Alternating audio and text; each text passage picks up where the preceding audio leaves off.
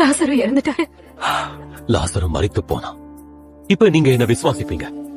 நீங்க விசுவாசிக்க உறுதியான காரணங்கள் கொடுக்கப்பட இருக்கு.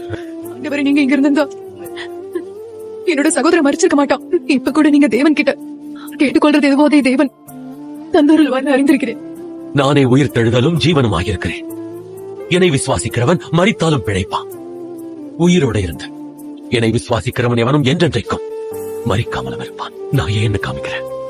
அவனை எங்க வச்சிருக்கீங்க? ஆண்டவரே, வந்து பாருங்க. கல்லை எடுத்து போடுங்க. ஆண்டவரே, இப்போ இங்க நாற்றம் வருமே. இருந்து 4 நாள் ஆயிடுச்சே. நீ விசுவாசிச்சா தேவனுடைய மகிமையை காண்பாயின்னு நான் உனக்கு சொல்லலையா? நான் திரும்பவும் சொல்றேன், கல்லை எடுத்து போடுங்க. பிதாவே, நீர் எனக்கு செவி கொடுத்தபடி நான் உம்மை ஸ்தோத்தரிக்கிறேன். எப்பொழுதும் எனக்கு செவி கொடுக்கிறீர் என்று அறிந்திருக்கிறேன். ஆனாலும் நீர் என்ன அனுப்பினதை சூழ்ந்து இருக்கிற ஜனங்கள் விசுவாசிக்கும்படி அவர்கள் நிமித்தம் இதை சொன்ன.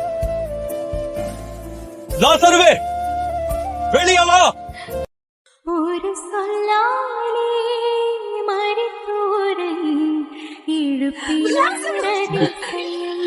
இவனோட கட்ட அவிழ்த்து விடுங்க. மார்த்தா, ஆமா சகோதரா.